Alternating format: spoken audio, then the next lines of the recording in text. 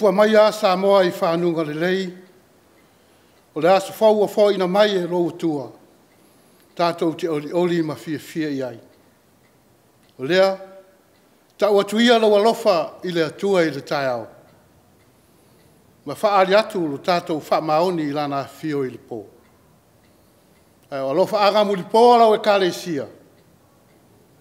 I aua ne ngalo o Lalotoa. O maia, tātou tāpa I atu I le atua.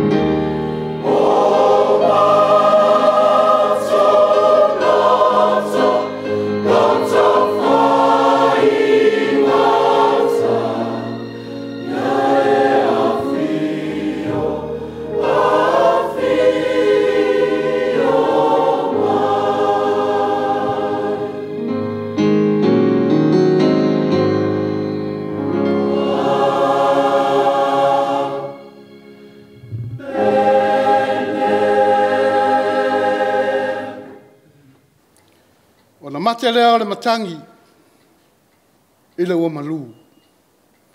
Ona whetala I atu lea o ia I a te I latou. Sea le mea tau te whewhi hai whapea.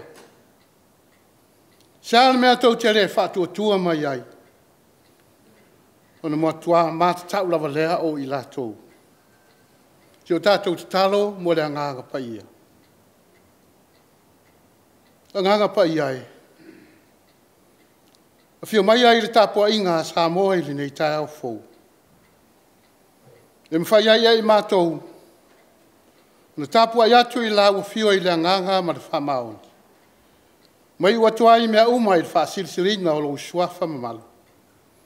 A latu I le suafa pele o keriso. Lo mātou walii ma le whaola. Amen. Tātou vi atu I le atua I lo na vi inga. Tolu selau ma le lima. Tolu selau ma le lima le vi inga o le atua tātou pese ai. Amen.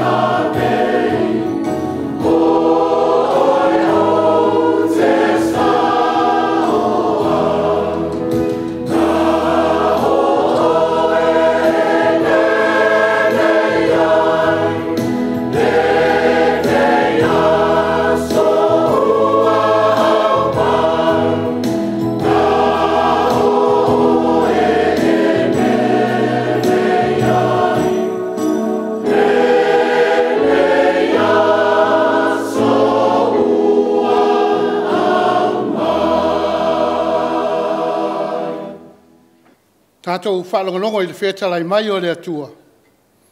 E ala i le whaitawina ana whionga paia. Tuis whitwhilia o le ne aso i le whaasinonga, al tuis whaitau aso o le kālesia. E mai le whea ngainga fōu. Tala le lei ai Jesu Keriso le whaamawinga e maureko. I lona mata upo e wha. Whaitawina mai le whai upo e tolus fulma le lima. Se i o atu le whaas fulma le tasi. Whaafonga ia whionga pa ia alo tātou ori. O le lava aso, o i le afiafi. Ona whetala i atu lea o ia te i lātou. Nā tātou o atu ia i le tasi tū. Ua lātou tu ua le motu o tangata. Ua i le vaa o ia. Ona lātou a vea lea o ia. Ua whātasi fo i ma ia. Isi vaa iti. O le tō mai lea o le whā. O le matangi te le lava. O le whati mai lea. O pe au i tonu o le vaa. Ua tumu ai. A o ia. Sa i le taumuli. Ua tō whā i le alunga. O na lātou whangu lea i a te ia. Ma whai mai i a te ia. Lea o a oe. Te le manatu mai ea i a te i mātou a whanu. Na tūlai lea o ia. Mana wawao i le matangi. Ma whetalai atu fo i le vai. Whaaro longo ia. I nā malu ia. Ona matia lea o le matangi. I le ua matua malu. Ona whetalai atu lea o ia i a te i lātou. Seale mea tau te whewhi ai whapea. Seale mea tau te le whātua tua mai ai. Ona matua māta tau lava lea o i lātou. Ma whetau tala i lātou. Po ai lava le nei. Ina ua usi ustai lava le matangi ma le vai i a te ia. Ia whamanuia tele mai le atua i le tātou whalongolongo i le susia ma le tamao ainga. Ma ia nā whionga pa ia. Ia tu maupea i a te ia lona lava vi inga. Nei, e o i le whaavavau lava. Amen. O le launga i le soafa malu a le atua le tamaa. Le halo, ma le angahanga pa ia. Amen. La maua na tua, ma le tuisa whaitawina, ma le whiangai fōu ma reko e whā. Fia whaagaina le whai upo e tolus fulu ma le walu. Au iei na manatu o le nei Taeao. Au ia, sai le tau muli. Ua tō whā i le alunga. Na lātou whangulea i a te ia, mwhai mai i a te ia. Lea o aoe. Te le manatu mai ea i a te i mātou a whanu. O le manatu o tua li nei asu. Tō whā i le wā. Tō whā i le wā. Se tasi nei o tāra lau i loa i le tuspa ia. Peo na whaamawina e māreko. Walu le aso o atu Iesu i le motu o tangata i lunga le wā. I le vai o Kalilaia. Ua o i le afiafi. Ona whetalai atu leo Iesu i ona auso. Nā tau te o i le tasi tu vai. Petai. Ua whafua se lava o le tō mai leo le a whā. O le matangi te le lava. Ua whati mai pe au i te tonu o le wā. Ua tari ngoto. A o Iesu. Sa tō whā i la lunga i le tau muli o le wā. Ua whafango e lau so o Iesu. Lea wa oe, te le manatu mai ea ia te i mātou a whanu. Ona tūlai leo Iesu, ua wawao i le matangi, ua whetalai atu i le vai, whaala longo ia, i nā malu ia. Ona matea leo le matangi, ua matua malu. Ona whetalai atu leo Iesu i ona auso. Seale mea tau te whewhi ai whapea. Seale mea tau te le whatua tua mai ai. Ua māta tau lau so, ma ua whetau tala. Wai lava le nei. Ina ua usiustai le matangi ma le vai i a te ia.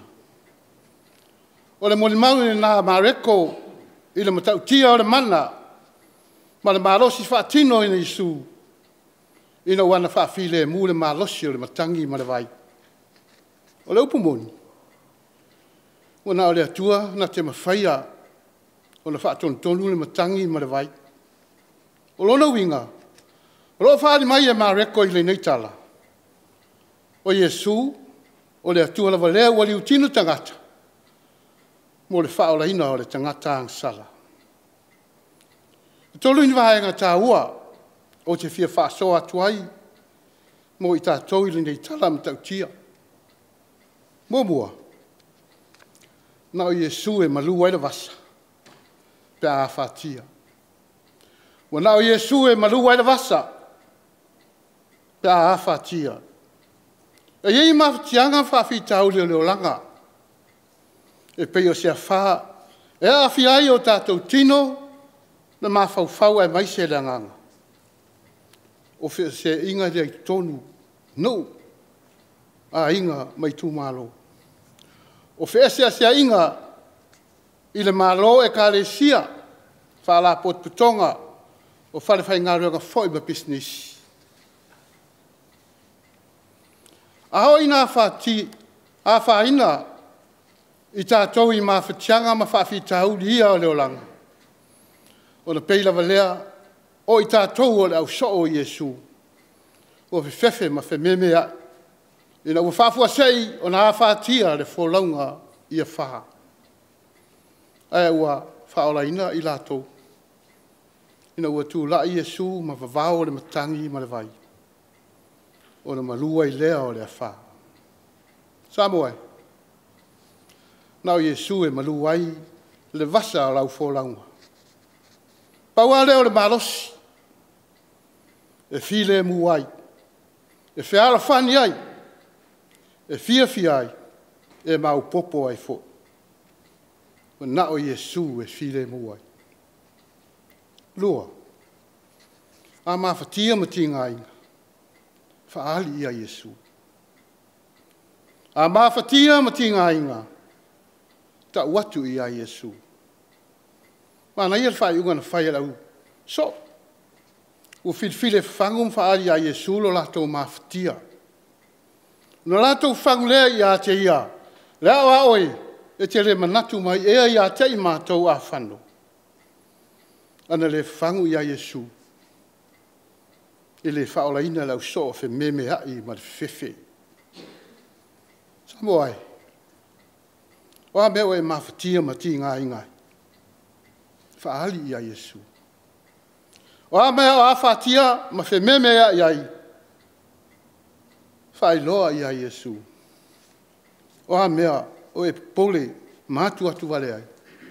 Ta watu i a Yesu. Ioi. E hia taimi o wha, ma mawhatianga o line i o langa. O lo whaatatene mai Yesu. Se tātou whaali atu i a te ia. Mea ro a whaatia ai le tātou wholaunga. Ia whaali atu i a te ia le te talo ma le whaatonga. Tolu. A mawhatia ma ti ngā inga. Tu mau le whaatua tua i le atua. A mawhatia ma ti ngā inga. Ia tu mau le whaatua tua i le atua. O a wha, o lo longa, o mawhui. O nisi nā mea ua whaia i le atua. E sa ili mai ai i tātou. Po tātou whaatua tua.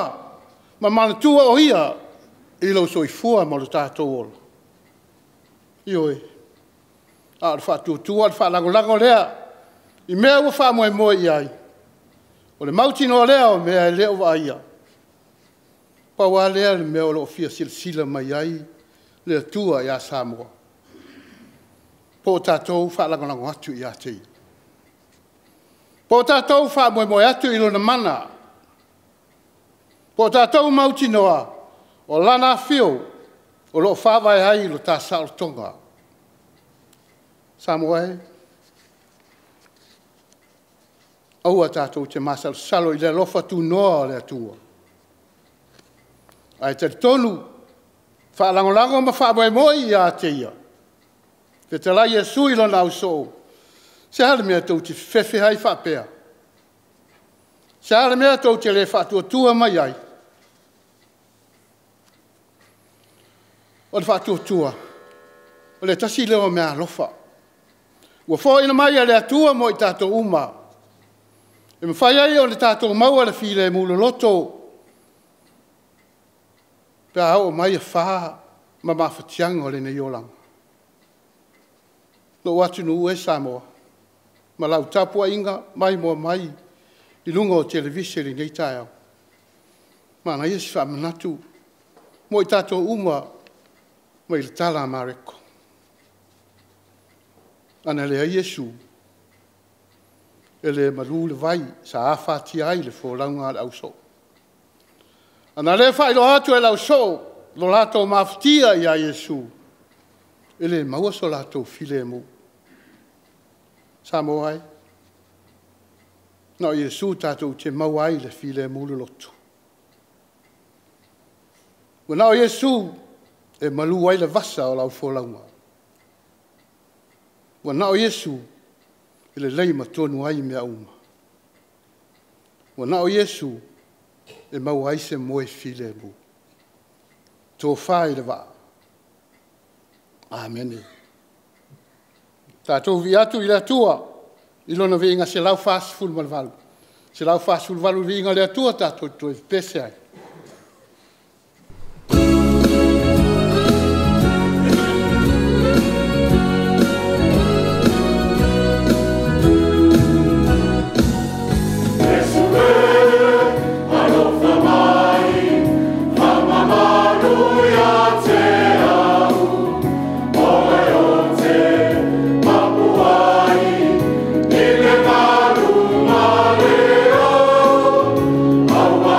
Say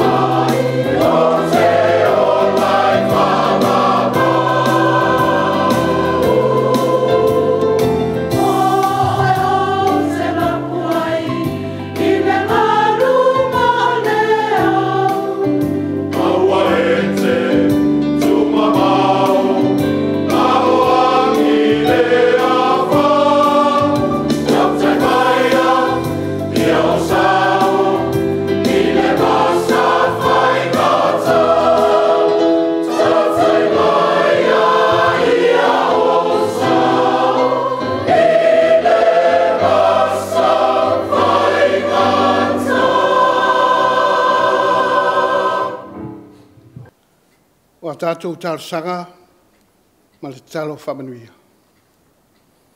Tātou ifo ma te talo i le atua. Le li ie, o le ou le malosi o malava. O le atua oe o ainga nuu malo mātunu. Ua malie ua malie malo i loa lofa ma lo wanga le lei i a Samoa. Whaftai wala whai mai Samoa i whanunga le lei i le asufo. Ua e whapopo i le soifua o tangata mo lo mātou malosi. Whaftai le malosi whafouina i le tino le mawhauwhau ma le angaka. Ai mai se tāleni ma ngā i le poto ma le atamai. E whaatino inai o mātou wala awina i so se ngā luenga. Ma tiute ua e whaonga inai lo mātou whatawa. Whaaftai lau susia ma lau tamao a inga whaasoasua mai. E tau si ai lo mātou wola i le tino o vai e inu o mea ai le lei. Ai mai se le ea o lo mātou mana vaina. Whaaftai lau tuspa ia. O le suri o mātou vae ma le malamalama i o mātou wala. E whaapoto ai. E whaatonu ai. E a o ai foi. Whaaftai lau nganga pa ia. O lo mātou fisosoani sili lea. Ai mai se lava taimi. E whisou ai nai i mātou i whaingtā. Mo puapua ngā o le ola nei. Ai sisi lava i mea uma. E manatu i ai la mātou whaaftai. O Yesu Keriso lo al pele e tō tasi. O lona maliu ma lona toe soifua manu malo mai. I leo ti ma le tūnga mau. Wa whaola ina ai i mātou o tangata angsala. Ai pangara wale e tama. Lo mātou to i lalo pēa i le wāwhianga iai ma lo malu sirisiesi. O na o le angsala. O leo mātou sulfa i atu i awanga le leo le alofa tu noa la ufio. So i e wha pare mai. Le wha maa ngalo Samoa ma ona tangata. O tele ina ngalo ia Samoa la ufio. Ina ua mātou sa iri fō ilo mātou malosi. Le poto ma le mea atamai. Ina ua vai. Le soifua te talo. Wha tua ma le ola Tapuaiga o utangata. Ai ua sawa lo mātou fia tau i masui. Ola wha maulunga ma le wha loto, ma le ola wha pitu. O lea mātou te whato e se atuai i la ufio. Ona ua mātou le wha maoni tiu te matofi. Ua wala uina ai i mātou. Ua mātou se, ona ua mātou le wha longo, ma leu siustai i lo finangalo pa ia. Ia veia le toto Yesu Keriso. Na whaamalingi nai lunga o le sātaulu. E whaamama, ma whaamanga lo ina ai Samoa. Mai le loloto o le ansala. Ta mālo whai. O le mali ai o mātou manao i mea le lei I lingi mai au whaamanuianga isi o mātou watu nuu o Samoa. Whaamanuia i le au malu o le mālo. Ma le whono a sui Tofia. Whamanuia le whai ngā mālo, tamai tai pāremia le kāpeneta ma le pāremene. Whamanuia i matanga ruenga si ese, ma lau whai ngā ruenga a le mālo. Anga le leila ua fio i e kāre sia kerisiano uma. O whalapot patonga maso sa i e te o nu, i tū mālo matangata nu uma o Samoa. Wa mea ua awhati ai Samoa i le tino, ma whau ma le anganga. Alofa ma foa i mai le file mule lotu. E malu wai le vasa i le folaunga. Alo watunu. Manuia la lausu o ro watunu. I fi au manga luenga o le na yasu. Au mai i mato uma. Ina iaola fatu atua i lau fio. O nisi nawa mato utalo. Fata siai matarasanga alo watunu. Ofo umai natu i lau fio. Ia whaia lo finangalo. Ai leo mātou loto. O lu suafa Yesu o mātou te talo atu ai nei. A le file mū foi mai la ua fio. O lo sirisi lava i mea uma e manatu i ai. E leo i nai o tou o loto. A toa ma o tau mawhau, i le poto ma le alofa o Iesu Keriso, lo tātou whaola. I le manuia o le atua le tama, le alo ma le angang sa. Ia ilunga leo Samoa ma le lalolangi atoa, nei se iao i le whaavavau lava. Amen.